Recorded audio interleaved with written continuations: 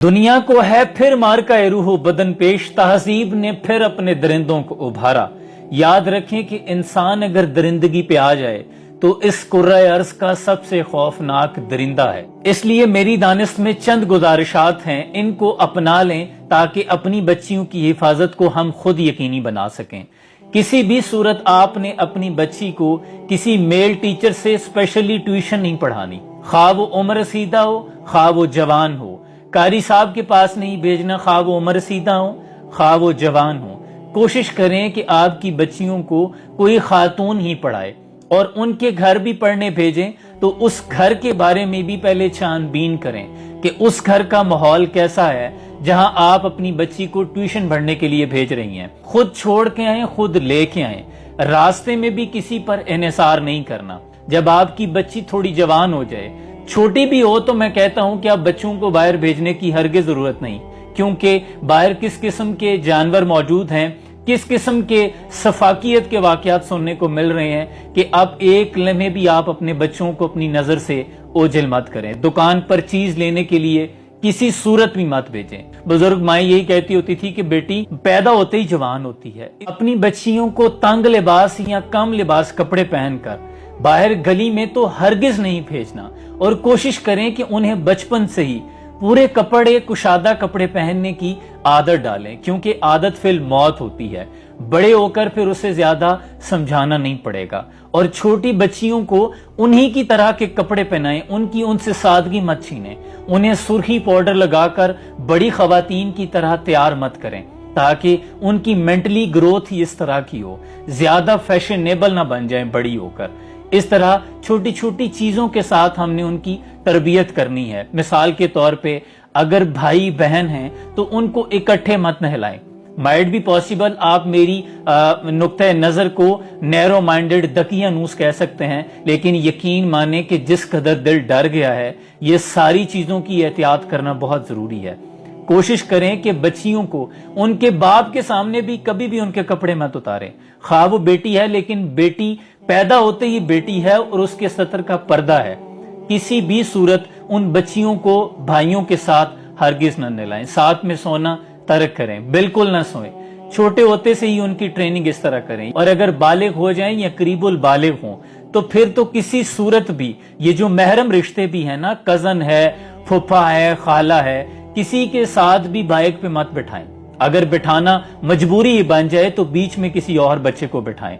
फिर किसी सूरत भी आपने ये एतबार नहीं करना कि वो अकेले किसी जगह पे वो लेके जाएं। कोशिश करें कि साथ जाएं।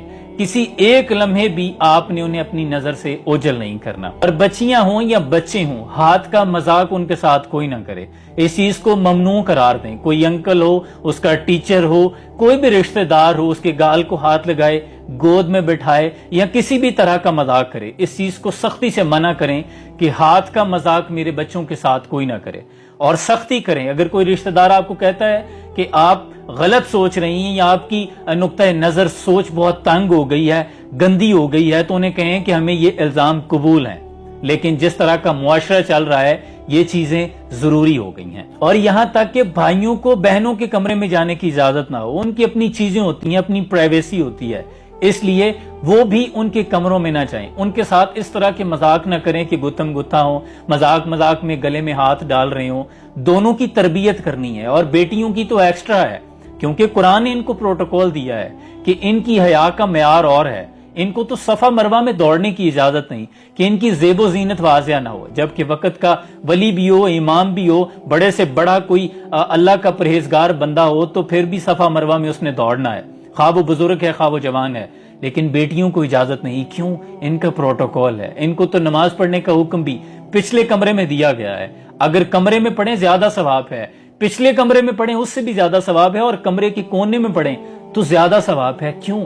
महरम रिश्तों से भी इनकी बाउंड्रीज रखी गई हैं। घर में अगर कोई नामहरम मेहमान आ जाए तो किसी सूरत भी इजाजत नहीं कि वो आकर आपकी बच्चियों के सर पे प्यार दे, बल्कि इस चीज को आप ये ना कहें कि ये कोई बदतमीजी बेअदबी के ज़मरे में आता है। हरगिज़ जरूरत नहीं है, क्योंकि ये कुरान ने हद नाफिज की है।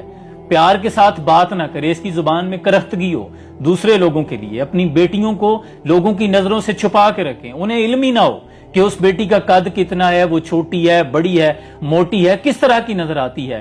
آپ کے جو نامحرم رشتے ہیں ان کو آپ کی بیٹیوں کی ان چیزوں کا خبر بھی نہیں ہونی چاہیے، اور ان کے لباس کا تو خصوصی خیال رکھیں، انہیں اس بات کی مشق کروایا کریں، کشادہ کپڑے پہنیں، سر پہ دوپٹہ رکھنے کی مشق کروائیں، خواہ آپ گھر میں اکیلی ماں بیٹی ہی کیوں نہ ہو، بہنی ہی کیوں نہ ہو، پھر بھی انہیں کہیں کہ سر سے دوپٹہ نہ اترے، سر سے کسی صورت سرک بھی جائے تو پھر بھی باقی ان کا جسم ڈھکا ہو، ان کی زیب و زینت کی چیزیں کسی طور بھی واضح نہ ہو، انہیں اٹھنے کے بیٹھنے کے آداب سکھائیں، چلنے کے آداب سکھائیں، کوئی چیز گر جائے تو جھک کر کیسے پکڑنی ہے کہ آپ کی زیب و زینت کسی پر واضح نہ ہو، دوپٹے کو بیٹا اس طرح رکھنا ہے، پھر نیچے زمین پہ جھکنا ہے۔ معاف کیجئے گا، یہ معاملات اس قدر ضروری ہو گئے اب کہ ان پر کھل کر بات کرنے کی ضرورت ہے، ورنہ آپ کے سامنے ہے جس طرح کی درندگی کے واقعات سننے کو مل رہے ہیں، اور اس طرح کی سوشل میڈیا پر ویڈیوز پیش کی جا رہی ہیں، اس طرح کی سیریز بنائی جا رہی ہیں کہ حلال رشتوں کو بھی اس طرح پریزنٹ کیا جا رہا ہے